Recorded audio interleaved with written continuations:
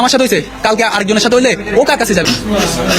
জাতীয় দলের ক্রিকেটার নাঈম হাসানকে মাঝরাতে থামিয়ে যে আচরণ করা হয়েছে তা শুনে স্তব্ধ এখন গোটা দেশ। প্রশ্নটা এখানেই, একজন মানুষ নিজের পরিচয় দিয়েছেন, জাতীয় দলের অফিসিয়াল পরিচয়পত্র দেখিয়েছেন, ব্যাগ তল্লাশির জন্য নিজের সম্মতি দিয়েছেন, তারপরেও তার গলা চেপে ধরা হয়েছে, তাকে ধাক্কা দেওয়া হয়েছে, তাকে মারধর করা হয়েছে। এমনকি যে হাতে তিনি দেশের জন্য বল ধরেন সেই হাত বরাবরও মারার অভিযোগ উঠেছে। আরও ভয়ঙ্কর বিষয় হল, পরিচয় জানার পরেও আচরণ বদলায়নি পুলিশের। যদি সত্যিই তাকে কোনো স্মাগলার ভেবে ভুল করা হয়ে থাকে তাহলে প্রশ্ন আরও বড় হবে, একজন পেশাদার আইন শৃঙ্খলা বাহিনীর সদস্য কি শুধুমাত্র সন্দেহের ভিত্তিতে কাউকে মারধর করতে পারেন? ভুল তথ্যের কারণে যদি ভুল মানুষকে ধরা হয় তাহলে কি তার মানে এই যে তাকে গলা টিপে ধরে পেটানো বা অপমান করা বৈধ হয়ে যায়? কখনোই না।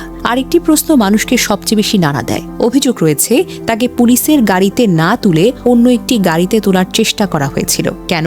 কোন উদ্দেশ্যে? এই প্রশ্নগুলোর কিন্তু স্বচ্ছ উত্তর প্রয়োজন।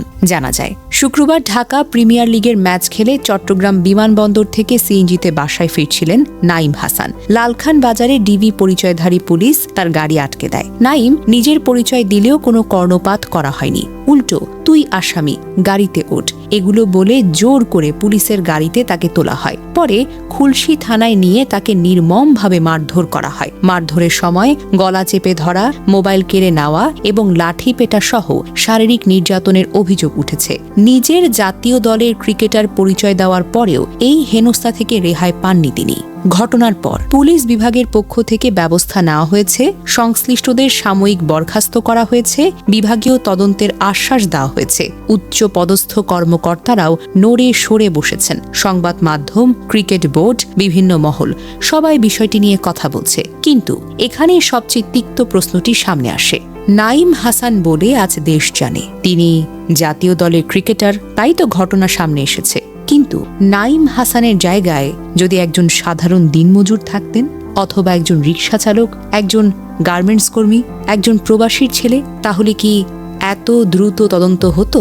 কতগুলো টিভি ক্যামেরা সেখানে ছুটে যেত? কতজন উচ্চ পদস্থ কর্মকর্তা তার খোঁজ নিতেন? কতজন প্রভাবশালী ব্যক্তি তাকে ফোন করতেন? এই প্রশ্নগুলোর উত্তর অনেকেই জানেন, আর সে উত্তরটাই তো সবচেয়ে কষ্টের। কারণ ঘটনাটি শুধু একজন ক্রিকেটারের জন্য, এটি রাষ্ট্র বা নাগরিকের সম্পর্ক নিয়ে মানুষের ভেতরে থাকা জমে থাকা ভয়, ক্ষোভ আর অনিশ্চয়তাকে সামনে নিয়ে এসেছে। যদি দেশের একজন পরিচিত জাতীয় পর্যায়ের ক্রিকেটার নিজ পরিচয় দেওয়ার পর এমন পরিস্থিতির মুখোমুখি তাকে হতে হয়, তাহলে সাধারণ মানুষের কি অবস্থা হতে পারে?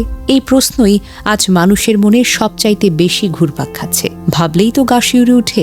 কারণ একজন সাধারণ নাগরিকের পাশে থাকবে না কোনো টিভি ক্যামেরা, থাকবে না কোনো বিসিবির ফোন, থাকবে না সামাজিক যোগাযোগ মাধ্যমের তুমুল আলোচনা, থাকবে শুধু নীরব কষ্ট, অপমান আর অসহায়ত্ব।